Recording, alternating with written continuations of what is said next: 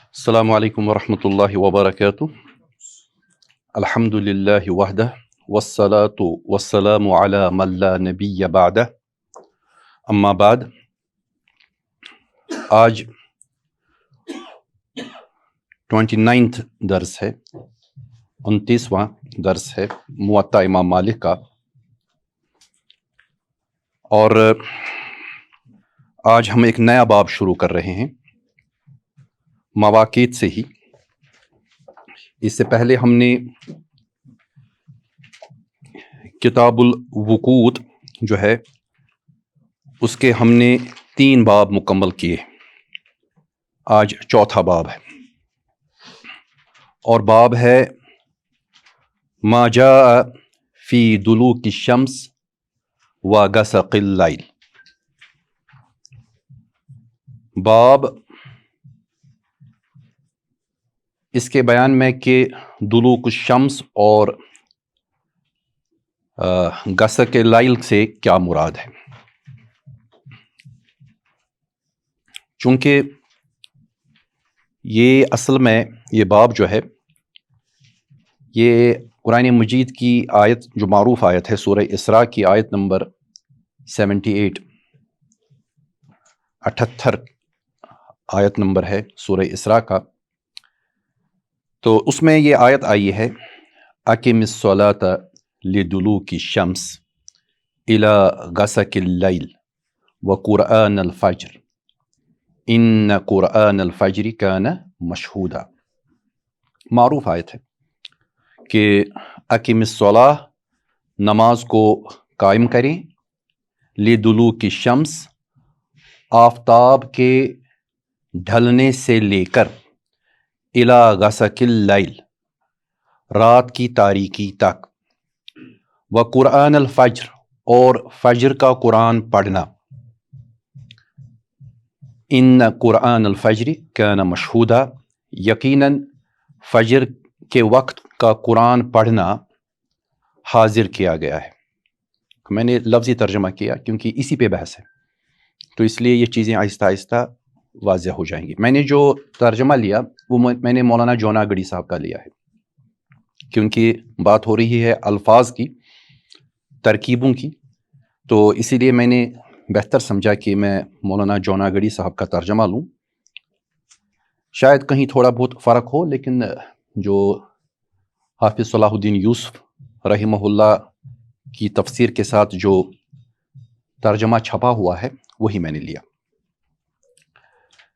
یہ آیت جو ہے 78 آیا ہے سورہ اسراء کا، تو اس پہ بات کرنے کے لیے کچھ چیزوں کا میں نے انتخاب کیا ہے، چونکہ اصل میں بات ہو رہی ہے باب کی کہ ما جاء فی دلوک الشمس، یہ بیان ہے، یہ باب ہے اس بیان میں کہ دلوک الشمس اور غسق اللیل جو ہے اس سے کیا کیا مراد ہے، اس کے کیا معنی ہے، کیونکہ اس سے پہلے ہم نے مواقیت پہ بات کی، ہم نے میقات پہ بات کی، ہم نے نمازوں کے مختلف اوقات پہ بات کی۔ اب حضرت امام مالک یہ سمجھانا چاہتے ہیں کہ یہ قرآن مجید سے یہ چیزیں کہاں سے حاصل ہو رہی ہیں۔ اب قرآن مجید کے جو الفاظ ہیں ان کے معنی کیا ہے، یہ اب یہ متعین کر رہے ہیں۔ اچھا، یہ بھی دیکھ لیجئے کہ امام مالک عرب ہے، عربی جانتے ہیں، اور ان سے پڑھنے والے بھی عربی جانتے ہیں، لیکن اس کے باوجود انہوں نے یہ باب قائم کیا۔ اس سے یہ پتہ چلتا ہے کہ محض عربی جاننا شریعت کو سمجھنے کے لیے کافی نہیں ہے، کچھ اور بھی ہے جس کی بنیاد پر ہم شرعی نصوص کے معنی سمجھتے ہیں۔ اس سے یہ بات بھی سمجھ آئی کہ اگر محض عربی جاننے کی بنیاد پر ایک انسان، ایک مسلمان اسلام کا عالم ہوتا، شریعت کا عالم ہوتا، تو عرب دنیا میں مدارس کی ضرورت ہی نہیں تھی، کیونکہ وہ سب عربی جانتے تھے، عربی بولتے تھے، لیکن وہاں بھی مدارس کی ضرورت ہے۔ وجہ کیا ہے کہ عربی زبان کے علاوہ کچھ اور بھی ہے جو اصل معنی پہ دلالت کرتا ہے۔ تو میں نے دیکھا کہ ہمارے یہاں اردو خواں طبقے کے لیے ایک کتاب ہے، بہت ہی معروف ہے، وہ مولانا عبد الرحمن کیلانی صاحب کی ہے، اور مولانا عبدالرحمن کیلانی صاحب کی مترادفات القرآن کے نام سے ہے، چھپی ہوئی ہے، بازار میں ملتی ہے، PDF بھی اس کا اویلیبل ہے، بہت ہی اچھی کتاب ہے، شاندار کتاب ہے۔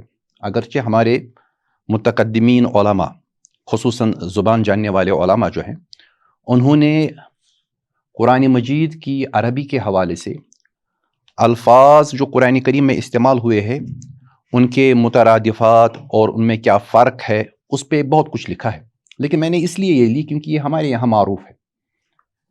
ایک تو مولانا عبدالرشید نعمانی صاحب کی کتاب ہے، غالباً لغات القرآن کے نام سے ہے، وہ 3 جلد میں ہے، اور دوسری یہ ہے، یہ مترادفات کے حوالے سے بات کرتی ہے۔ تو میں دیکھ رہا تھا کہ مولانا عبدالرحمن کیلانی نے کہا ہے کہ ڈھلنے کے لیے، آفتاب کا ڈھلنا جو ہے، اس کے لیے قرآن مجید میں 2 لفظ استعمال ہوئے ہیں، ایک زوال اور دوسرا دلوک۔ زوال اور دلوک میں وہ فرق کرتے ہیں، وہ کہتے ہیں کہ زوال جب ہم کہتے ہیں تو یہ عروج کی ضد ہے، عروج بلندی ہے اور زوال نیچے آنا ہے، یعنی جب کوئی چیز بتدریج بلندی سے نیچے کی طرف آ جائے تو اس معنی کو سمجھانے کے لیے قرآن مجید نے زوال کا لفظ استعمال کیا ہے کہ ایک عروج کے نقطے سے آہستہ آہستہ آہستہ آہستہ نیچے کی طرف آنا، اس کے لیے لفظ ہے زوال۔ اور جب ایک ایسی سچویشن بیان کرنی ہو جہاں پر ڈھیلا پن دکھانا ہو تو یہ ڈھیلے پن کا تصور جو ہے یہ دلوک میں آتا ہے۔ یہ مولانا عبدالرحمن کیلانی صاحب کا بیان ہے کہ یہ ڈھیلا پن جو ہے یہ دلوک میں یہ معنی پیدا ہو جاتا ہے، اور قرآن مجید نے دونوں الفاظ استعمال کیے۔ بہرحال ہمارا تعلق دلوک کے ساتھ ہے کیونکہ ہمارا باب بھی جو ہے وہ ہے ما جاء فی دلوک الشمس۔ دلوک جو ہے دلا کا بابی نصر سے ہے، نصر ینصر سے، اس کا مصدر جو بنتا ہے وہ دلکن بھی بنتا ہے، دلوکن بھی بنتا ہے۔ تو بابی نصر سے جب آپ کہیں گے نصر ینصر تو اس کا مطلب ہے دلا کا ید لکو، اور اس کے معنی جو ڈکشنری میں ہے، جو آپ لغت جب دیکھیں گے تو اس کے معنی ہے ڈوبنے کے قریب ہونا، اور اس کی صفت جو بنتی ہے وہ دالک ہے، ڈوبنے کے قریب ہونا۔ میں صرف ابھی لغت کے اعتبار سے بات کر رہا ہوں۔ اچھا، یہ دلکن جو ہے ڈھیلا پن، یہ غروب آفتاب کے معنی میں بھی استعمال ہوتا ہے۔ غروب آفتاب کا وقت جو ہے اس کے لیے بھی دلکن استعمال ہوتا ہے، دلکت الشمس کہتے ہیں کہ آفتاب غروب ہونے کے لیے جھک گیا، ڈھل گیا۔ ڈھلنا جو ہم لفظ استعمال کرتے ہیں اردو میں کہ غروب ہونے کے لیے جب آفتاب ڈھلنا شروع کر دے تو ہم کہتے ہیں دلکت الشمس۔ تو دلوک جو ہے، سورج کا دلوک، یہ اشارہ ہے اصل میں اس وقت سے جب سورج ڈھلے اور اس وقت تک جب وہ غروب ہو جائے، کیونکہ دونوں معنی اس میں آ جاتے ہیں، ڈھلنے کا وقت بھی آتا ہے اور میں نے کہا کہ اس میں ایک معنی ڈوبنے کے قریب ہونا وہ بھی آ جاتا ہے۔ اسی لیے علماء کہتے ہیں کہ یہ ڈوبنے کے قریب کا معنی اور ڈوبنا شروع کرنا، یہ جو یہ وقت ہے یہ اصل میں ظہرین کا وقت ہے، یعنی نماز ظہر اور نماز عصر کا وقت۔ تو اسی لیے قرآن نے جو اس کے لیے اشارتاً جو ترکیب استعمال کی ہے وہ دلوک ہے، کس چیز کا؟ شمس کا۔ اب دیکھ لیجئے دوسرا لفظ جو ہے وہ غسق ہے، جو قرآن میں استعمال ہوا ہے کہ اِلیٰ غسق اللیل۔ غسق جو ہے اس کو بھی مولانا عبدالرحمن کیلانی صاحب نے سمجھانے کی کوشش کی ہے مترادفات القرآن میں۔ وہ کہتے ہیں کہ قرآن مجید میں تاریکی چھانا جو ہے اس کے لیے 6 الفاظ استعمال ہوئے ہیں، اور پھر انہوں نے وہ 6 الفاظ ڈسکس بھی کیے ہیں. چونکہ ہمارا وہ موضوع نہیں ہے تو اس لیے ہم سیدھے گسک پہ آتے ہیں کہ ان میں سے ایک لفظ جو ہے وہ گسک بھی ہے. اور گسک شفق کے غائب ہو جانے بعد کا اندھیرا جو ہوتا ہے اس کے لیے استعمال ہوتا ہے. جب شفق جو سورج آفتاب جب غروب ہو جاتا ہے پھر مغرب کی طرف سے ایک سرخی ہوتی ہے, جب وہ سرخی جس کو ہم شفق کہتے ہیں جب وہ غائب ہو جائے تو اس کے بعد کا اندھیرا جو ہے اس کے لیے غسق ہم استعمال کرتے ہیں. ابتدائی رات کے لیے بھی استعمال ہوتا ہے. یہ غسق جو ہے باب ضربہ سے ہے, ضربہ یا ضربو, غسقہ یغ سیکو, اور اس کا مصدر بنتا ہے غسقن سے بھی اور گسکن سے بھی, دونوں ہے, غسقن اور گسکن. یعنی غسق اللیل رات کا تاریک ہو جانا, رات کا اندھیرے والی, یعنی تاریک اندھیرا جس کو کہتے ہیں, رات کا وہ حصہ جب رات اندھیری ہو جائے یعنی رات مکمل ہو جائے. تو جب ہم کہتے ہیں غسق اللیل تو اس کی طرح اس کے استعمال سے اصل میں اشارہ ملتا ہے عشاءین کی طرف, دو عشاؤں کی طرف. جس طرح جب ہم نے کہا تھا کہ یہ دلوک شمس جو ہے اس سے اشارہ ملا تھا ہمیں ظہرین کی طرف. اب جب ہم بات کر رہے ہیں غسق جو ہے اس سے اشارہ ملتا ہے دو عشاؤں کی طرف, ایک مغرب نماز اور دوسری عشاء نماز. تو ان کے لیے عشاءین استعمال ہوتا ہے. اور پھر اسی آیت میں تیسری ترکیب استعمال ہوئی ہے وقرآن الفجر, اور قرآن الفجر کہہ کر اشارہ ہے نماز صبح کی طرف, کیونکہ نماز صبح میں زیادہ قرآن پڑھا جاتا ہے, اسی لیے قرآن الفجر کہہ کر نماز صبح کی طرف اشارہ ہے. یہ اس کی ایک لفظی بحث تھی جو یہاں پر ہم نے ڈسکس کی کہ باب ہے کس چیز میں, کس چیز کے بارے میں, ما جاء فی دلوک الشمس وغسق اللیل, کہ کیا بیان ہوا ہے دلوک شمس کے حوالے سے اور غسق لیل رات کی تاریکی کے حوالے سے. اب دیکھ لیجئے امام مالک نے یہ لغوی بحث کی نہیں. یہ جو میں نے کچھ بنیادی چیزیں آپ کو بتائی کیونکہ کتابوں میں آپ کو یہ چیز ملے گی. اب میں نے یہ بیان کی, میں نے صرف اس لیے بیان کی تاکہ ہم اپنے ذہن کو تیار کر لیں کہ ہم کس چیز کے ساتھ ڈیل کرنے جا رہے ہیں. اس آیت میں نماز کے اوقات بیان ہوئے, 5 اوقات. ایک تو ظہر بیان ہوا ہے اور ظہر کے ساتھ عصر بھی, پھر اس کے بعد مغرب اور عشاء بھی. چونکہ اس کے بعد نماز فجر کا ذکر الگ ہوا ہے, امام مالک نے کوشش کی ہے کہ ہر پہلو سے نماز کے اوقات پہ بات کرے. اب یہ یہاں پر کہ آپ کا سورس کیا ہے, آپ کا علم جو ہے وہ کہاں سے آتا ہے, تو اس کے لیے وہ ایک سورس لے رہے ہیں قرآن مجید کی اس آیت کو اور اسی سے وہ اپنا باب بنا رہے ہیں. اب باب بن گیا, اب آگے جا کر وہ کوئی لغوی بحث تو نہیں کریں گے. اب دیکھ لیجئے امام مالک کیسے بحث کر رہے ہیں. اب آپ جائیے کتاب پہ آپ دیکھیں گے کہ روایت نمبر 19. امام مالک نے کوئی بحث نہیں کی, لغوی کوئی بحث نہیں ہے, سیدھے کتاب پہ آپ دیکھ لیجئے 19ویں حدیث ہے. امام مالک بیان کر رہے ہیں, ان سے ان کے شاگرد یحییٰ بیان کر رہے ہیں اور یحییٰ سے ان کے شاگرد ان کا بیٹا بیان کر رہا ہے.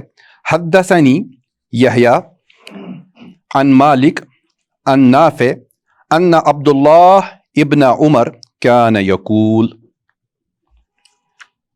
مجھ سے بیان کیا یحییٰ نے اور انہوں نے روایت کیا حضرت مالک سے اور مالک نے روایت کی حضرت نافع سے.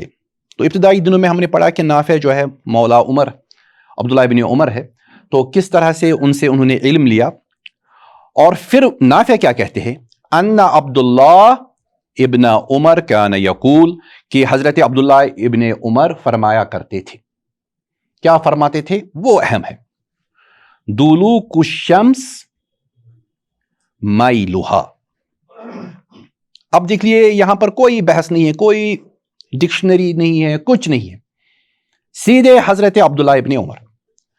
اب عبداللہ ابن عمر جو ہے وہ ہمارے یہاں وہ زبان کے اعتبار سے وہ حجت ہے، کیونکہ وہ صاحب زبان ہے، اہل زبان میں سے ہیں، تو اس لیے ان کا جو فرمانا ہے وہ ہمارے لیے حجت ہے۔ حضرت امام مالک حضرت عبداللہ ابن عمر کو بحیثیت حجت پیش کر رہے ہیں۔ کہتے کیا ہے کہ دلوک الشمس، یہ جو قرآن کی آیت میں دلوک الشمس کی ترکیب استعمال ہوئی ہے، اس کا مطلب کیا ہے؟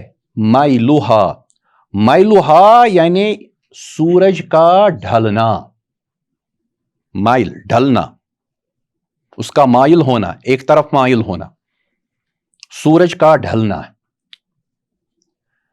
اب دیکھ لیجئے، اگر آپ اس حدیث کو دیکھیں گے، اس کے جو روات وہی ہیں جو ہم نے اس سے پہلے پڑھے ہیں، یحییٰ ہے، مالک ہے، نافع ہے، عبداللہ ابن عمر خود ہیں جو بیان فرما رہے ہیں، تو یہ رسول اللہ صلی اللہ علیہ وسلم کی طرف مرفوع تو ہے نہیں۔ جب مرفوع نہیں ہے تو ہم کہیں گے کہ یہ موقوف ہے، تو یہ روایت جو ہے یہ موقوف ہے کیونکہ مرفوع نہیں ہے، اس میں رسول اللہ صلی اللہ علیہ وسلم کی طرف نسبت نہیں دی گئی ہے۔ دوسری چیز، جو ہمارے راوی ہیں ہم سب کو جانتے ہیں، ہم نے ان پہ بات بھی کی ہے ایک ایک کر کے، تو اسی لیے ان کی ملاقات بھی ثابت ہے، ضبط بھی ان کا ثابت ہے، اور ان کی عدالت بھی واضح ہے، تو اسی لیے یہ صحیح ہے، وہ تمام شرطیں اس میں مکمل ہے، تو اس لیے ہم کہیں گے کہ یہ موقوف صحیح ہے۔ اب جب یہ صحیح ہے تو اس کا مطلب یہ ہے کہ قرآن کی آیت میں جو ترکیب استعمال ہوئی ہے دلوک الشمس، اس کا فیصلہ ہم نہیں کریں گے کہ اس کا معنی کیا ہے، اس کا فیصلہ وہ کرے گا جو زبان بھی جانتا ہے، اس میں اتھارٹی ہے، دوسرا وہ صحابہ میں سے ہے، وہ وہی کچھ بیان کرے گا جو اس نے رسول اللہ صلی اللہ علیہ وسلم سے سنا ہے۔ سورس آف ایپسٹیم جو ہمارے لیے مسلم معاشرے میں جو ہمارے لیے ماخذ ہے، سرچشمہ ہے ہماری علمیات کا، وہ حضرت محمد صلی اللہ علیہ وسلم۔ تو حضرت عبداللہ ابن عمر جب بیان کریں گے تو یہ وہی زبان بولتے ہیں جو حضرت محمد صلی اللہ علیہ وسلم زبان بولا کرتے تھے۔ جب قرآن نازل ہوا تو جس معنی میں رسول اللہ صلی اللہ علیہ وسلم نے سمجھا، اسی معنی میں صحابہ نے بھی سمجھا۔ اگر کہیں صحابہ کو کوئی چیز سمجھ نہیں آئی تو انہوں نے رسول اللہ صلی اللہ علیہ وسلم سے پوچھا، تو آپ کہہ سکتے ہیں کہ ہمارا سورس آف ایپسٹیم جو ہے، جہاں سے ہمیں علم حاصل ہوتا ہے، ریلائبل علم، قابل اعتبار علم، وہ رسول اللہ صلی اللہ علیہ وسلم کی ذات مبارک ہے۔ تو اسی لیے آپ دیکھیں گے کہ حضرت امام مالک ڈائریکٹلی نہیں، تو حضرت امام مالک خود عربی جانتے تھے، ان کو ضرورت ہی نہیں تھی کہ وہ ایک روایت کو لاتے، ایک موقوف روایت کو، صحیح روایت کو، اور پھر اس کے بعد وہ اس سے دلالت کرتے۔ نہیں، یہ اصل میں دین سمجھنے کا معاملہ ہے۔ اس لیے میں نے کہا کہ محض عربی جان کر آپ یہ نہیں کہہ سکتے کہ آپ دین کے عالم ہو گئے، نہیں تو عرب کو مدارس کی ضرورت نہیں پڑتی۔ وہ اس لیے کیونکہ صرف زبان کی بنیاد پر آپ چیزوں کو حل نہیں کرتے، اور زبانیں بدلتی رہتی ہیں۔ آج بھی عربی زبان میں بہت تغیر ہے، اسی لیے ہمارے یہاں جو حدیث کی جو زبان ہے اس کو الگ سے محفوظ کیا ہے علماء نے، کہ حدیث کے جو الفاظ ہیں ان کے معنی کیا ہے، ان کی دلالت کیا ہے۔ ایک تو حدیث کی صحت ہوتی ہے، دوسری حدیث کی دلالت ہوتی ہے۔ دلالت میں ایک بڑا پہلو جو ہے وہ زبان کا ہے۔ انشاءاللہ اس پہ ہم الگ سے بات کریں گے، لیکن فی الحال یہاں آپ سمجھ لیجئے کہ حضرت امام مالک نے کس طرح عبداللہ ابن عمر رضی اللہ تعالی عنہ کے قول کی بنیاد پر دلوک الشمس کا معنی متعین کیا۔ اب دیکھ لیجئے کہ میں دیکھ رہا تھا کہ اوجز المسالک جو ہے الی موطا امام مالک جو ہے، اس میں شیخ محمد زکریا کاندھلوی رحمہ اللہ نے انہوں نے لکھا ہے کہ یہ حدیث ہے، یہ روایت جو ہے، اس سے مراد اصل میں زوال کا وقت ہے، یعنی وہ وقت جب سورج ڈھل جائے، وہ وقت، کیونکہ میں نے کہا کہ اس سے مراد وقت لفظ کے اعتبار سے شروع ہونا اور غروب ہونا، ڈھلنا شروع ہونا اور پھر سورج کا غروب ہونا، پورا وقت اس میں آتا ہے۔ اس لیے ہم نے دونوں اوقات یعنی ظہر اور عصر اس میں شامل کیے۔ لیکن حضرت شیخ محمد زکریا کاندھلوی رحمہ اللہ وہ بیان کرتے ہیں کہ اس سے مراد وہ وقت ہے جو زوال کا وقت ہوتا ہے، جو تفسیری اقوال میں سے ایک قول ہے۔ یہ ان کا کہنا ہے کہ تفسیری اقوال میں سے ایک قول یہ بھی ہے کہ دلوک جو ہے، دلوک الشمس، یہ وہ وقت ہے جب زوال ڈھل جائے، یعنی جب سورج بیچ میں ہوتا ہے، آفتاب جب آسمان کے بیچ میں ہوتا ہے، پھر جو ہی وہ ڈھل جاتا ہے، اس سے وہی قول مراد ہے کہ یہ بالکل زوال کا وقت ہے جو مراد لیا جائے گا۔ تو پھر وہ لکھتے ہیں کہ تب جا کر آیت کی مراد اول وقت ظہر ہے۔ تو آیت کی مراد جو یہاں پر ہے، کہ جو آیت میں جو بیان کیا گیا ہے وہ ہے اقیم الصلاۃ لدلوک الشمس، کہ نماز کو قائم کرے آفتاب کے ڈھلنے پر، یعنی اس وقت سے لے کر الی غسق اللیل، رات کی تاریکی تک۔ تو یعنی یہ جو پہلا وقت ہے، ظہر کی نماز کا جو پہلا وقت ہے، اول وقت جو ہے اس کا، وہی اس سے مراد ہے جب آپ حضرت عبداللہ ابن عمر کے معنی کا تعین کر لیتے ہیں، اس کو پکڑ لیتے ہیں، اس پہ آپ دوام کرتے ہیں۔ یہ حضرت شیخ محمد زکریا کاندھلوی رحمہ اللہ ان کا بیان ہے، اور وہ کہتے ہیں کہ یہی تفسیر حضرت ابن عباس سے بھی مروی ہے اور حضرت ابو ہریرہ سے بھی مروی ہے۔ اچھا، میں نے حضرت شیخ محمد زکریا کاندھلوی کا اس لیے لیا کیونکہ انہوں نے اس کو آسان الفاظ میں بیان کیا ہے، مختصراً۔ اب وہ لکھتے ہیں کہ جب ہم دلوک الشمس کہتے ہیں، دلوک الشمس میلوہا، حضرت عبداللہ ابن عمر کے حوالے سے، تو اس کا مطلب ہے کہ الی جہت المغرب، جو ہی وہ بیچ آسمان سے تھوڑا سا وہ میلان دکھائے، ڈھل جائے، کس کی طرف؟ مغرب کی طرف، کیونکہ مشرق سے طلوع ہوا اور مغرب کی طرف سورج اب جا رہا ہے بیچ آسمان میں زوال کے وقت، پھر جو ہی وہ ڈھل جائے تو ہم کہتے ہیں کہ دلوک الشمس یہی ہے، اور یہی اس کا اصل میں میلان ہے، جو ہی وہ مغرب کی طرف ڈھل جائے۔ تو اس لفظ کی بنیاد پر جو یہ دلوک الشمس ہے، علماء نے کہا کہ اول وقت سے ہی شمار ہوتا ہے ظہر۔ پھر کب تک ہے، کیا ہے، اس پہ ہم نے تفصیلاً بات کی ہے، وہ ایک مثل ہے، دو مثل ہے، وہ ہم نے تفصیلاً بیان کیا ہے ظہر کا وقت۔ اب آپ آ جائیے دوسری روایت جو اس میں ہے، وہ ہے 20ویں روایت۔ پھر دیکھ لیجئے آپ اپنی کتاب کی طرف۔ وحدثنی عن مالک، اور مجھ سے بیان کیا حضرت امام مالک کی روایت سے۔ اچھا، یہ کون بیان کر رہے ہیں؟ یہ یحییٰ ابن یحییٰ اللیثی، ان داؤد ابن الحسین، اور وہ روایت کرتے ہیں امام مالک داؤد ابن حسین سے۔ اچھا، داؤد ابن حسین میں آپ دیکھ لیجئے، یہ حسین جو ہے صاد سے ہے، سین سے نہیں۔ کئی نسخوں میں نے دیکھا کہ ان نسخوں میں سین سے لکھا گیا ہے، وہ غلط ہے، اس کو آپ ذہن میں رکھیے گا، اور یہ بڑی بحث ہے، اس پہ لوگوں نے بات بھی کی ہے۔ داؤد ان داؤد ابن الحسین قال اخبرنی مخبر، اب داؤد بیان کر رہے ہیں کہ اخبرنی، مجھے خبر دی، کس نے؟ مخبرن، ایک خبر دینے والے نے، ایک خبر دینے والے نے مجھے خبر دی۔ کیا خبر دی؟ ان عبداللہ ابن عباس کان یقول، کہ حضرت عبداللہ ابن عباس رضی اللہ تعالی عنہ کان یقول، وہ کہتے تھے، کیا کہتے تھے؟ دیکھیے بحث کیسے ہو رہا ہے، کیسے ہو رہی ہے کہ لفظ بیان کرنا ہے جو اوپر باب میں ہے، کوئی ڈکشنری نہیں ہے، کچھ نہیں ہے، صاحب زبان، اہل زبان جو ہے صحابہ، ان سے استدلال کیا جاتا ہے کہ حضرت عبداللہ ابن عباس کہا کرتے تھے دلوک الشمس اذا فاء الفیء، کہ دلوک الشمس جو ہے یہ اس وقت ہوتا ہے جب سایہ پلٹ آئے، لوٹ آئے۔ اچھا، یہ سایہ پلٹنا کیا ہے؟ جب سورج مشرق سے طلوع ہوتا ہے تو ہر چیز کا سایہ مغرب کی طرف پڑتا ہے، کیونکہ سورج مشرق سے ہے اور اگر بیچ میں کوئی چیز کھڑی ہے تو اس کا سایہ مغرب کی طرف بن جائے. تو بیچ میں ایک وقت آتا ہے جس کو ہم پورا زیرو سایہ جب ہو جاتا ہے، زوال. تو اس پہ ہم نے بات کی کہ زوال جب آسمان کے بیچ میں سورج آفتاب آ جائے، اب جو ہی آفتاب مغرب کی طرف ڈلے، جو ہی وہ مغرب کی طرف ڈلتا ہے تو سورج پلٹ آتا ہے، یہ سایہ پلٹ آتا ہے. اب سایہ جو ہے مغرب کی طرف نہیں ہوگا، اب مشرق کی طرف ہوگا.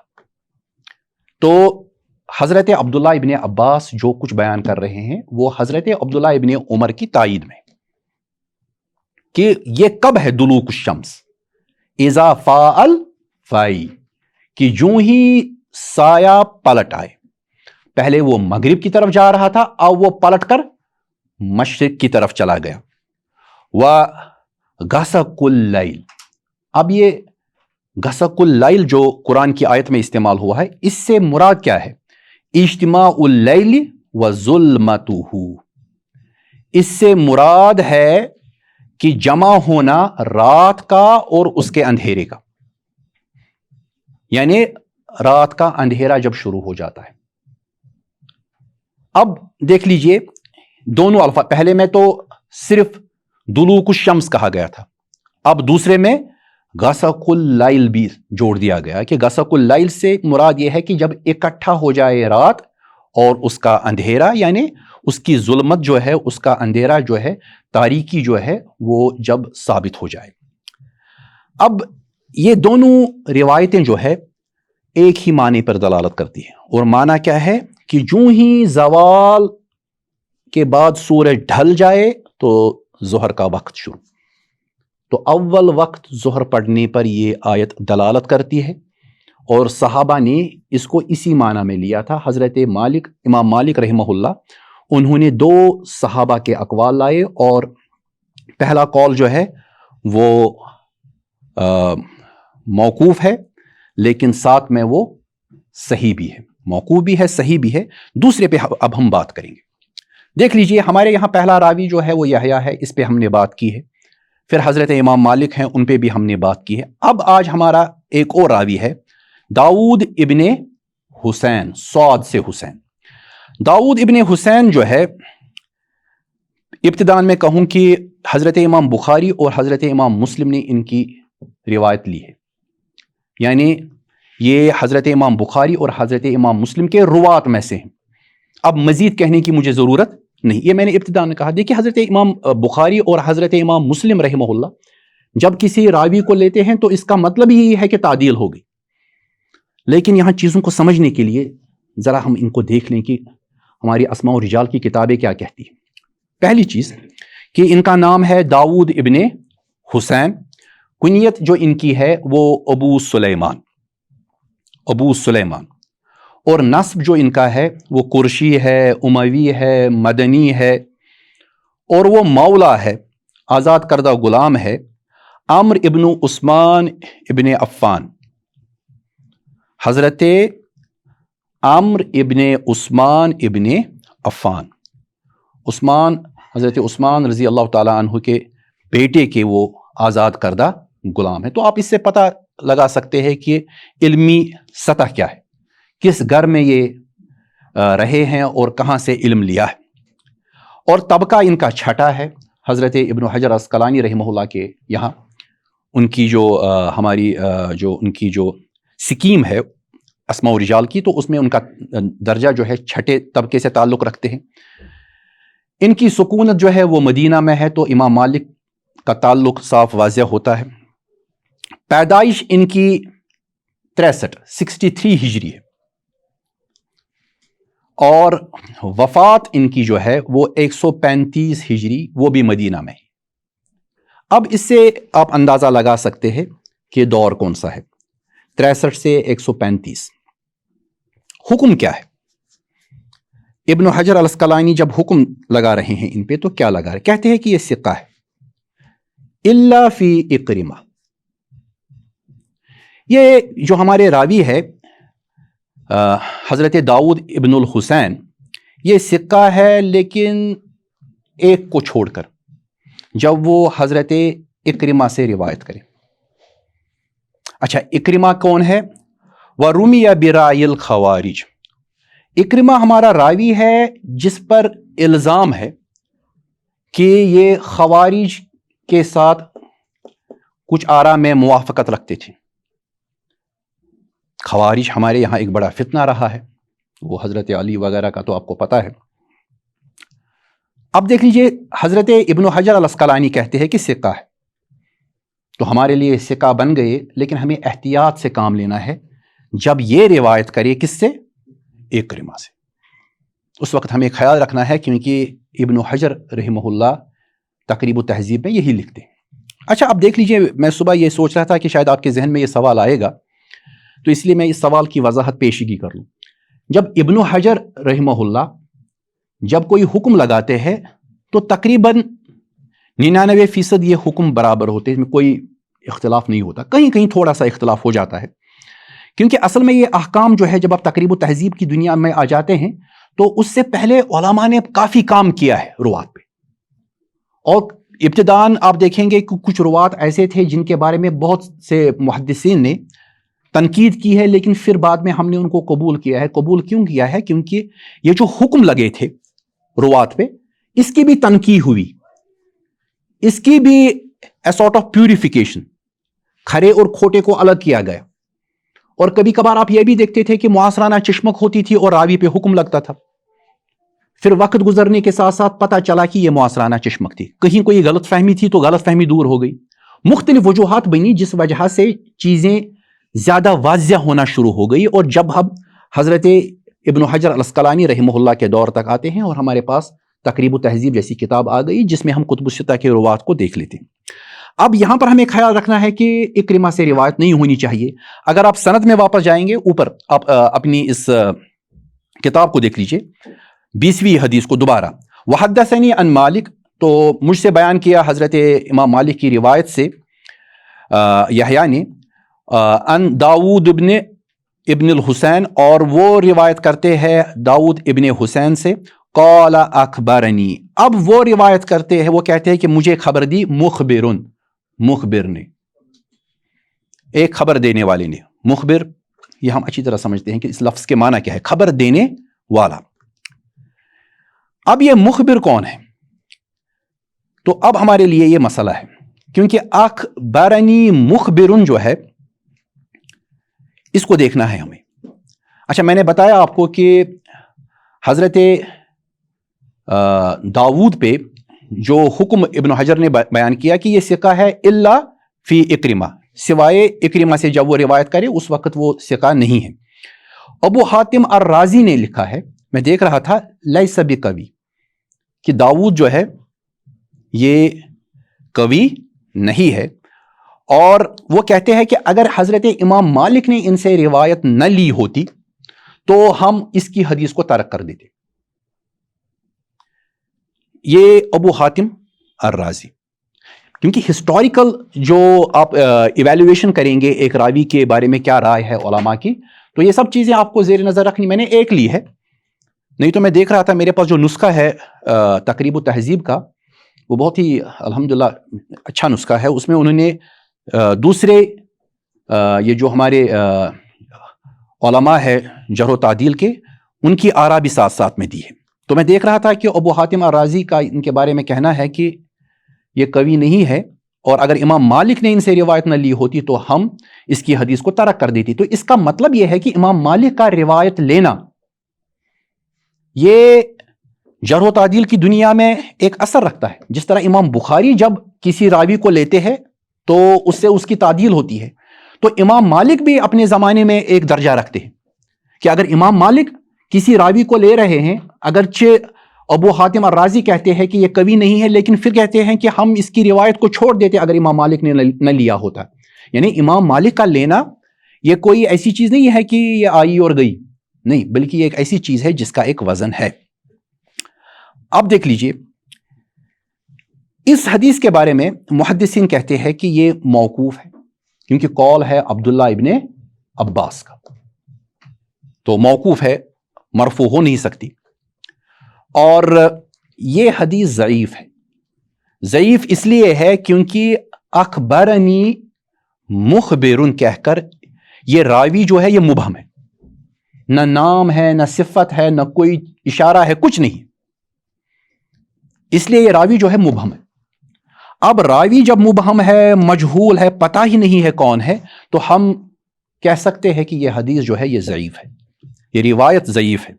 اگرچہ ابن عبد البر کو میں دیکھ رہا تھا، وہ کہتے ہیں کہ یہ جو مخبرن ہے یہ اکرمہ ہے، اکرمہ۔ اور اوپر ہم نے کیا پڑھا؟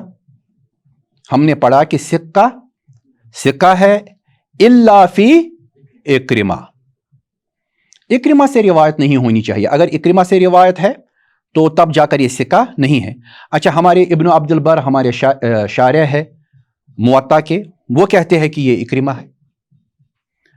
اگر یہ اکرمہ ہے تو سند متصل ہوگی، سند میں کوئی سقوط نہیں ہوگا، کوئی ابہام نہیں رہے گا، ابہام بھی دور ہوگا، جہالت بھی دور ہوگی، جو مجہول راوی ہوتا ہے اس کی جہالت بھی دور ہوگی، لیکن پھر بھی حدیث منکر ہوگی۔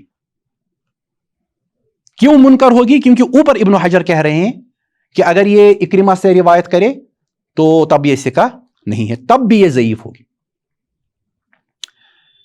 تو دیگر طرق سے ہم نے یہ فیصلہ کیا ہے کہ یہ اکرمہ ہے، وہ اکرمہ جو مولا ہے ابن عباس کے۔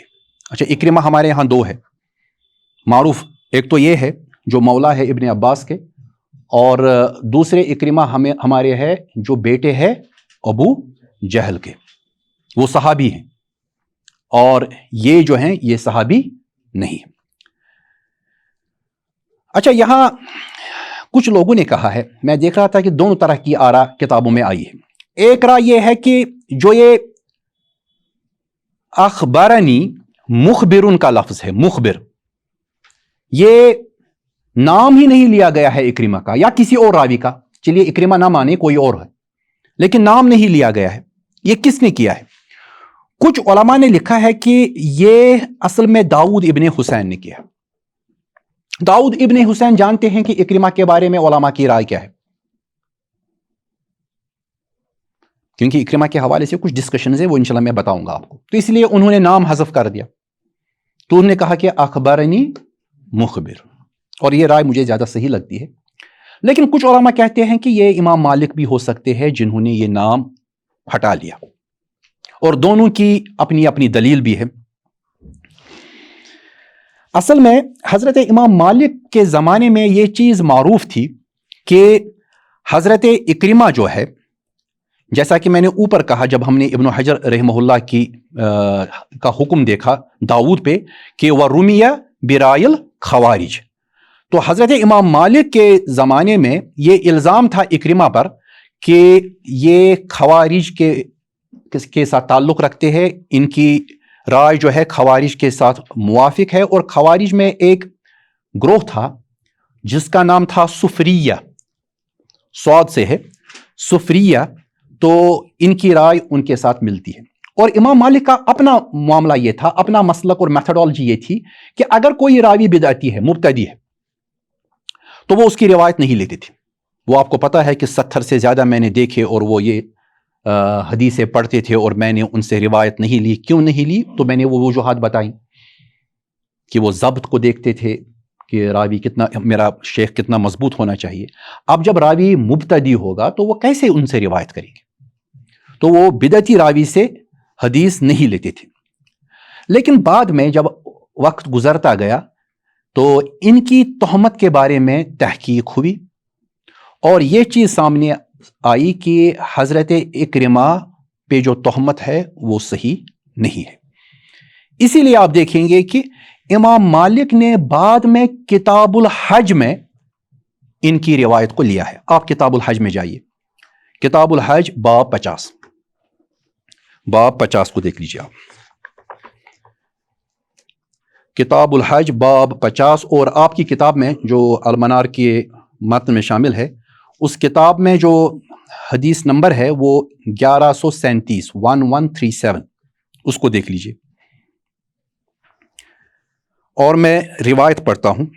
یہ باب جو یہ کتاب الحج میں ہے، باب نمبر 50، اور باب نمبر 50 میں روایت نمبر 1137 دیکھ لیجیے۔ حضرت امام مالک کی موطا میں یہ روایت اس طرح سے ہے: وحدثنی عن مالک عن ثور بن زید الدیلی عن اکرمہ مولا ابن عباس۔ غور سے دیکھ لیجیے، روایت ہو رہی ہے اکرمہ سے، اور اکرمہ ہے کون؟ مولا ابن عباس۔ وضاحت ہے کون سا اکرمہ ہے۔ قال لا اظنه الا عن عبد الله ابن عباس انه قال الذي يصيب اهله قبل ان يفيز يأتمر ويحدي۔ ذرا میں اس کو سمجھنے کے لیے ذرا اس کا ہلکا سا ترجمہ کرتے ہیں۔ اور مجھ سے بیان کیا حضرت امام مالک کی روایت سے، یعنی یحییٰ بیان کر رہے ہیں، ان ثور ابن زید الدیلی، اور وہ روایت کرتے ہیں ثور ابن زید الدیلی سے، ان اکرمہ، اور وہ روایت کرتے ہیں اکرمہ سے جو مولا ہے ابن عباس کا۔ قال کہتے ہیں لا اظنه الا ان عبداللہ ابن عباس، کہ میرا خیال یا میرا گمان نہیں ہے سوائے اس کے کہ یہ حضرت عبداللہ ابن عباس نے بیان فرمایا ہے کہ انہ قال، کہ انہوں نے بیان فرمایا ہے، الذی یصیب اہلہ قبل ان یفیز یأتمر ویہدی، کہ الذی وہ شخص جو اپنی اہلیہ سے ملے اس سے پہلے کہ اس نے طواف افاضہ کیا ہو، اس کے لیے ہے کہ وہ عمرہ کرے اور وہ ایک جانور کی قربانی کرے۔ اب دیکھ لیجئے، یہاں پر روایت لی جاتی ہے اکرمہ کی، اور لینے والا کون ہے؟ امام مالک۔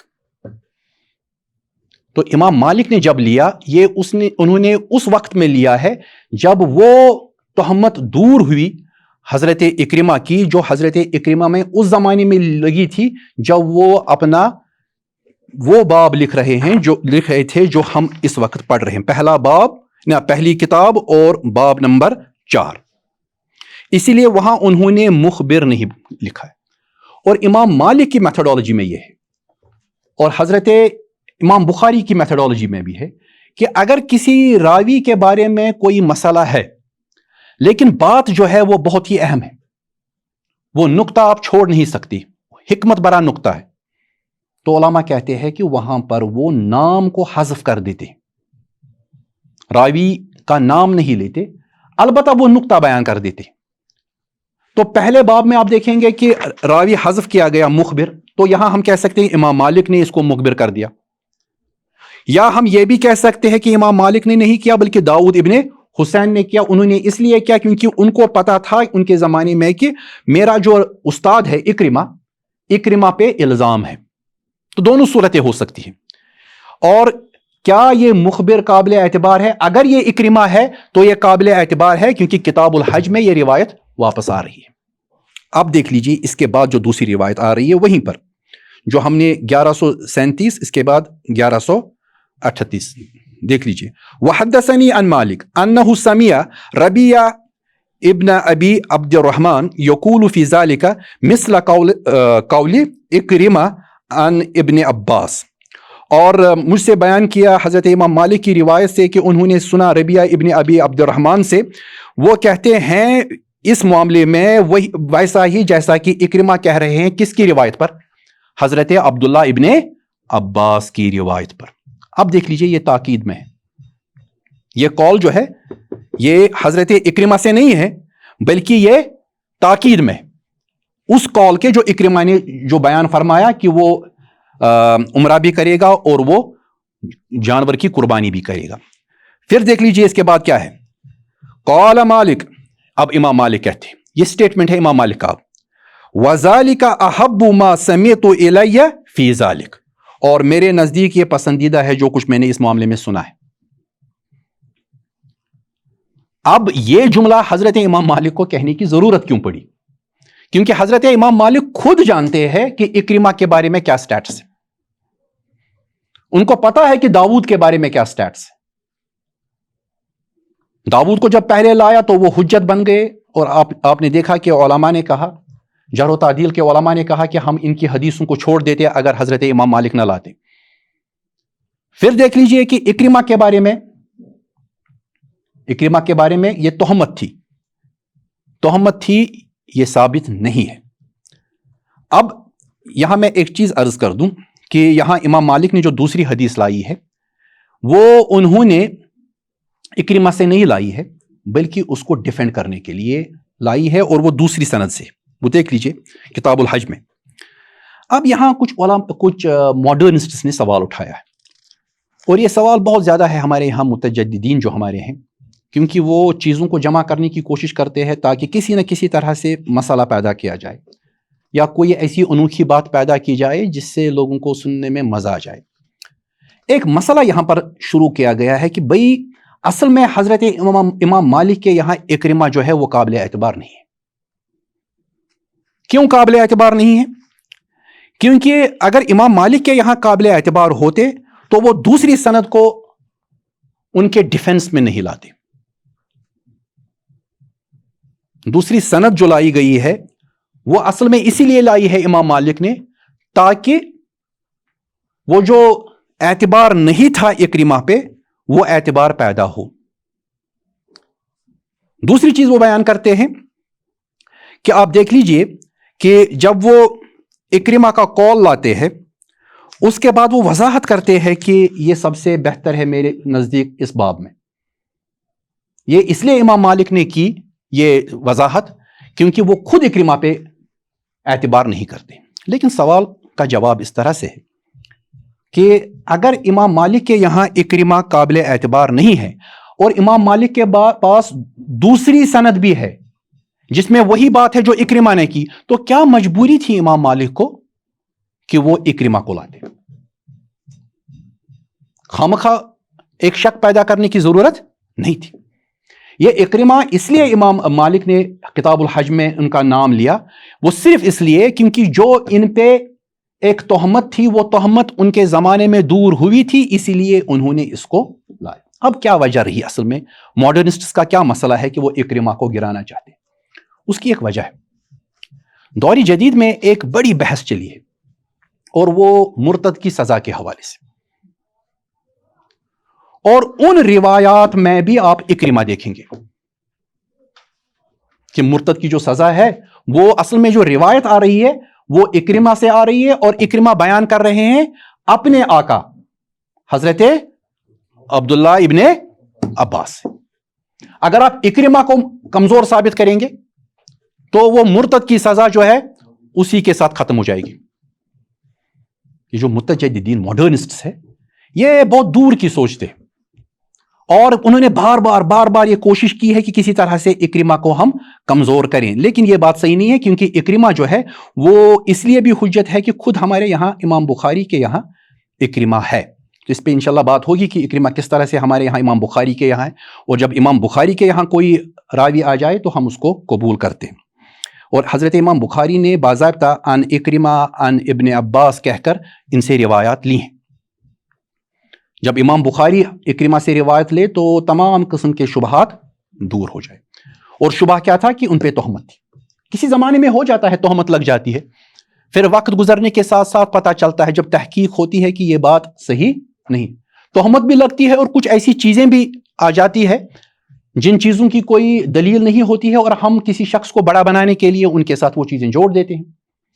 तो बहरहाल ये इक्रिमा कौन है, एक नज़र ज़रा इन पे भी, अगर मान ले कि इक्रिमा ही है वहां पर हमारे रावी, तो इक्रिमा जो है मौला इब्ने अब्बास है, और नाम इनका इक्रिमा है, कुनियत इनकी अबू अब्दुल्ला है, निस्बत इनकी मदनी, कुरशी, हाशमी।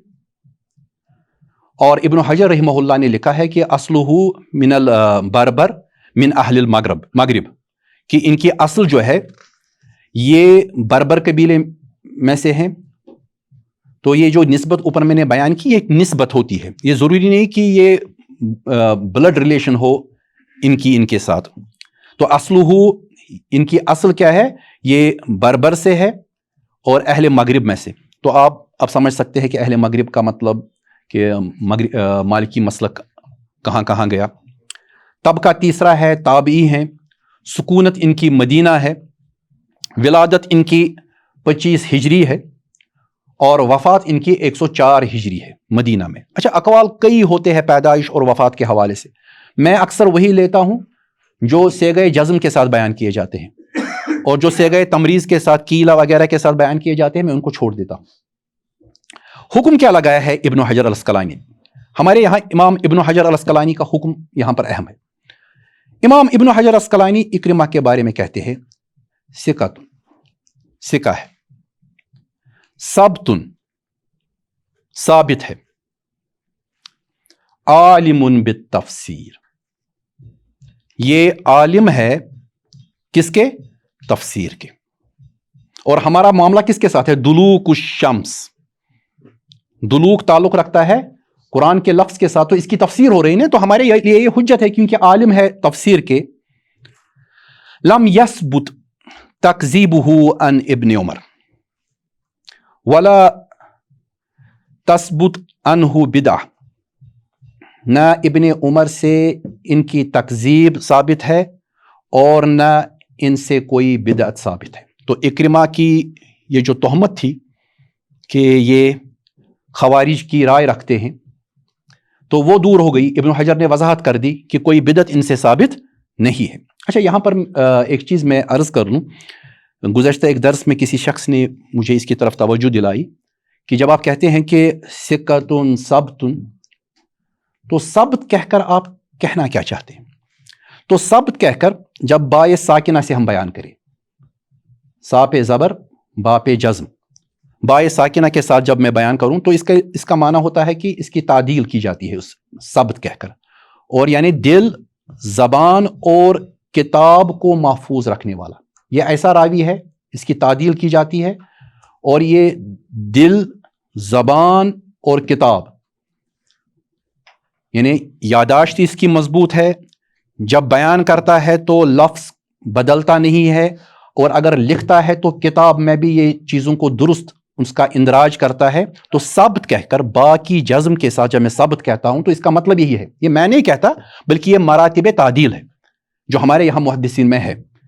اور اگر یہ با مفتوحہ ہم پڑھے، ثابتن، با پہ زبر کے ساتھ ثابتن، تو یہ وہ کتاب ہے جس میں محدث اپنی روایات اور اپنے ساتھ سننے والے راویوں کے نام محفوظ رکھتا ہے.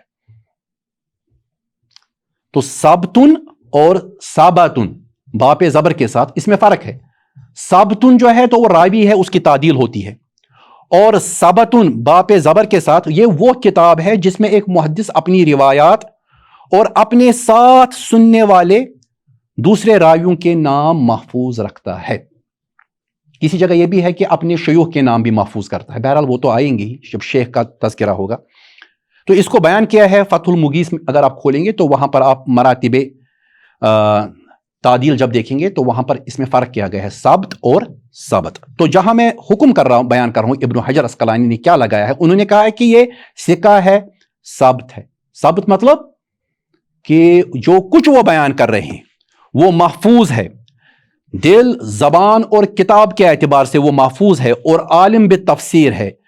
ان کی تکذیب حضرت عبداللہ ابن عمر کے ذریعے سے جو کہی جاتی تھی کہ انہوں نے ان کی تکذیب کی تھی، وہ ثابت نہیں ہے. جو کہا جاتا تھا کہ ان پہ تہمت تھی کہ یہ خوارج کے ساتھ اپنی ذہنی موافقت رکھتے ہیں، وہ بھی ثابت نہیں. یہ جب ابن حجر بیان کرے تو اکرمہ جو ہے وہ ہمارے لیے حجت بن گئی. اور میں دیکھ رہا تھا کہ الفیہ جو ہے عراقی کی، الفیہ عراقی میں دیکھ رہا تھا کہ شعر نمبر 275 اس کا ایک مصرع جو ہے، ففی البخاری احتجاجن اکرمہ، کہ امام بخاری نے حضرت اکرمہ کو بحیثیت حجت لیا ہے، مطابعات میں نہیں، بلکہ انہوں نے حضرت اکرمہ کی روایات کو بحیثیت حجت لیا ہے. جب حضرت امام بخاری لیے تو ہمارے لیے اکرمہ قابل قبول بن جائیں گے، اس میں کوئی شک نہیں ہے. امام مالک کے ابتدائی دور میں ممکن ہے کہ ایسا ہوا ہو، یا خود داؤد نے نام حذف کیا ہو، لیکن بعد میں جب کتاب الحج میں نام لایا گیا تو اس کا مطلب یہ ہے کہ یہ تعدیل ہو گئی اکرمہ کی، اور اکرمہ کی روایات جب امام بخاری نے لی تو ہمارے لیے معاملہ کلیئر ہوا. اچھا، یہاں پر میں ایک اور چیز کی طرف آپ کی توجہ مبذول کرنا چاہوں گا، وہ اس لیے تاکہ اس میں ایک علمی فائدہ ہے، وہ یہ کہ ہمارے یہاں جو عقیدہ طحاویہ ہے، عقیدہ طحاویہ کی شرح جو ہے وہ ابن ابی العز کی ہے. تو انہوں نے بہت سے علمی نکات جو ہے وہ لیے ہیں حضرت امام ابن تیمیہ رحمہ اللہ سے، لیکن نام نہیں لیا ہے، واضح نہیں کیا ہے کہ میں کس سے لے رہا ہوں. ابن ابی العز نے جو شرح لکھی ہے طحاوی پر، عقیدہ طحاوی پر، تو اس میں انہوں نے نام نہیں لیا ہے، اور نام اس لیے نہیں لیا ہے کیونکہ جب کوئی نقطہ ایسا ہو کہ اگر آپ اس کو چھوڑیں تو نقصان ہے، تو یہ ایک مومن کی گمشدہ پونجی ہوتی ہے، تو اس لیے آپ لے سکتے ہیں، نام لینے کی ضرورت نہیں ہے. یہی طریقہ ہمارے یہاں روایت کرنے میں بھی تھا کہ جب آپ کو لگے کہ راوی پہ مزید تحقیق کی ضرورت ہے، آپ نام حذف کر دیجئے، جو اس روایت کو سنے گا وہ خود نام ڈھونڈ کر پھر تحقیق کرے گا. لیکن اگر آپ نے یہ جاننے کے باوجود کہ اس راوی میں مسئلہ ہے، تحقیق کو فائنل نہیں کیا اور آپ نے نام لیا، تو شاید لوگ تساہل سے کام لیں گے. اسی طرح سے جب آپ کہیں کوٹ کر رہے ہیں اور آپ کو پتا ہے کہ اگر میں اس شخص کا نام لوں تو لوگ شاید اس کو پسند نہیں کریں گے، تو آپ وہاں بھی نام کاٹ سکتے ہیں، جیسا کہ ابن ابی العز رحمہ اللہ نے کیا ہے. تو اس بنیاد پر آپ یہ نہیں کہہ سکتے کہ ابن ابی العز کی جو شرح ہے وہ قابل اعتبار نہیں ہے، کیونکہ انہوں نے نام نہیں لیا، نام چھپا کے رکھا. یہ کچھ علمی مجبوریاں ہوتی ہے جس بنیاد پر یہ چیزیں، یہ نام وغیرہ جو ہے وہ کاٹ دیے جاتے ہیں. تو چلیے، عبداللہ ابن عباس ہمارے مین اس میں ہیں جو یہ بیان کر رہے ہیں کہ دلوغ سے کیا شمار کیا جائے گا. عبداللہ ابن عباس ابن عبد المطلب جو ہے وہ محمد صلی اللہ علیہ وسلم کے چچیرے بھائی ہیں. کنیت ان کی ابو العباس ہے، اور نسب ان کا قرشی ہے، ہاشمی ہے، مکی ہے، مدنی ہے. شہرت ان کی ابن عباس کے نام سے ہے. لقب ان کا حبر بھی ہے اور بحر بھی ہے. حبر الامہ، امت کی سیاہی یعنی عالم. حبر جو ہے عالم کے معنی میں، اور بحر جو ہے علم کا بحر. یہ ان کا لقب ہے. طبقہ پہلا ہے چونکہ صحابی ہیں، اور ان کی سکونت جو ہے مدینہ ہے، کوفہ ہے اور طائف ہے، تینوں جگہ رہیں. پیدائش ان کی 3 قبل ہجری ہے، اور وفات ان کی 67 ہجری طائف میں.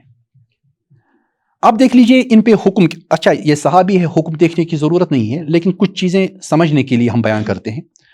حکم دیکھ لیجئے کیا ہے ان پر ابن حجر العسقلانی کا. امام ابن حجر العسقلانی بیان فرما رہے ہیں کہ احد المکثرین من الصحابہ، صحابہ میں سے جو روایت کرنے کے جو درجے ہے وہ ہمیں پتہ ہے کہ کچھ لوگ کم روایات کرتے ہیں، کچھ متوسط درجے کی روایات کچھ بہت زیادہ روایت کرتے ہیں، تو ان کو ہم مکثرین کہتے ہیں. تو ان میں سے ایک ہے صحابہ میں سے. وَأَحَدُ الْأَبَادِلَ مِنْ فُقَهَاءِ الصَّحَابَہ، اور عبادلہ جو ہمارے ہیں، عبادلہ اربع جو ہمارے ہیں، 4 عبادلہ جن کا نام عبد سے شروع ہوتا ہے. عرب عبدل بھی استعمال کرتے ہیں اور عبد بھی، جن کا نام عبد سے شروع ہوتا ہے. تو ان 4 میں سے ایک فقی صحابی ہیں، یہ حضرت عبداللہ ابن عباس. اچھا، یہ جو عبادلہ ہمارے ہیں، یہ اہل حدیث کے یہاں، یعنی اہل الحدیث جو ہے، محدثین جو ہے، ان کے یہاں عبداللہ ابن عمر ہیں، عبداللہ ابن عباس ہے، عبداللہ ابن زبیر ہے، اور عبداللہ ابن عمرو ابن عاص ہے. اس پہ ہم نے اس سے پہلے بھی جب ہم اصول حدیث پڑھتے تھے اس وقت ہم نے اس پہ تفصیلی بحث کی ہے. اچھا، اس میں عبداللہ ابن مسعود نہیں ہے. کیوں نہیں ہے؟ کیونکہ ان کا انتقال پہلے ہوا ہے. کچھ لوگوں نے ان کو شامل کرنے کی کوشش کی، لیکن وہ صحیح نہیں ہے. جب کسی سبجیکٹ میں، کسی ڈسپلن میں کوئی چیز اسٹیبلش ہو جائے تو پھر اس کو ڈسٹرب نہیں کرنا چاہیے. تو ڈسٹرب اگر کریں گے تو اس سے کنفیوژن ہوگا. تو اسی لیے جو عبادلہ ہے یہی 4 ہیں. عبداللہ ابن مسعود کا انتقال چونکہ پہلے ہوا ہے تو اس لیے ان کا نام ان میں شامل نہیں ہے. تو اب یہ جو ہماری سند ہے، ٹیکنیکلی جب ہم بات کریں گے تو ٹیکنیکلی ہم کہیں گے کہ ہماری سند جو ہے اس میں راوی کا نام نہیں ہے. اگر وہ اکرمہ ہے تو ہم نے دیکھا کہ پھر یہ روایت صحیح ہوگی، لیکن اگر اکرمہ نہیں ہے تو ہم یہی کہیں گے کہ پھر ٹیکنیکلی یہ حدیث جو ہے یہ کمزور ہے، اس کو ہم موقوف ضعیف کہیں گے، کیونکہ راوی جو ہمارا ہے وہ مبہم ہے. اگر اکرمہ ہے تب قبول کیا جائے گا. بہرحال حضرت ابن عبد البر رحمہ اللہ نے اکرمہ کی طرف اشارہ کیا ہے کہ وہ اکرمہ ہے. اور ہماری جو روایت ہے اس کے الفاظ ذرا ایک دفعہ پھر دیکھ لیں کہ ان عبداللہ ابن عباس، کہ عبداللہ ابن عباس کانا یقول، وہ کہا کرتے تھے دلوک الشمس اذا فاء الفی، کہ دلوک الشمس جو ہے اس سے مراد یہ ہے کہ جب سایہ پلٹ آئے، اذا فاء الفی یعنی جو ہی زوال کے بعد آفتاب مغرب کی طرف ڈھل جاتا ہے تو سایہ جو ہے وہ یکایک مشرق کی طرف آ جاتا ہے. تو دلوک الشمس سے وہی وقت مراد ہے جب سایہ پلٹ آ جائے. وغسق اللیل، اور غسق اللیل جو قرآن کی آیت میں غسق اللیل استعمال ہوا اس سے کیا مراد ہے؟ اجتماع اللیل، رات کا جمع ہونا، وظلمتہ، اور اس کے اندھیرے کا جمع ہونا. یعنی جب غروب کا یقین ہو جائے کہ رات شروع ہوئی اور آفتاب مکمل غروب ہوا، جب اس کا یقین ہو جائے، تاکید ہو جائے، تو اسی کو ہم غسق اللیل کہتے ہیں. تو غسق اللیل جو ہے وہ پورا جب یقین ہو جائے کہ رات چھا گئی تو سرخی وغیرہ ختم ہو گئی، تب جا کر قرآن کی آیت سے ہم اس وقت کو مراد لے سکتے ہیں. تو یہاں پر حضرت امام مالک رحمہ اللہ نے، آپ کتاب کو دیکھ لیجئے کہ حضرت امام مالک نے یہ 2 روایات لائی ہیں اور دونوں موقوف ہے. ان کو لا کر اصل میں دلوک الشمس اور غسق اللیل کے بارے میں وضاحت کی، اور جو فجر کا وقت ہے اس کے بارے میں انہوں نے یہاں پر کوئی روایت نہیں لائی ہے. تو انشاءاللہ دیکھیں گے کہ آگے کہیں آ جائے. تو یہاں پر یہ باب مکمل ہوا، باب نمبر 4. تو اسی کے ساتھ ہم بھی اس موضوع کو مکمل کریں گے اس دعا کے ساتھ کہ جو کچھ ہم نے یہاں آج سمجھا، پڑھا اور سمجھنے کی کوشش کی، اللہ تعالیٰ وہ اپنی بارگاہ میں قبول فرمائیں. اگر کوئی غلطی ہے تو وہ ہماری طرف سے ہے، اور سارا خیر اللہ تعالیٰ کی طرف سے ہے. اللہ تعالیٰ ہمیں خیر و برکت کا مستحق بنائے اور اپنی بارگاہ میں ہماری اس ادنا کاوش کو قبول فرمائے. وآخر دعوانا ان الحمد للہ رب العالمین، والسلام علیکم ورحمۃ اللہ وبرکاتہ.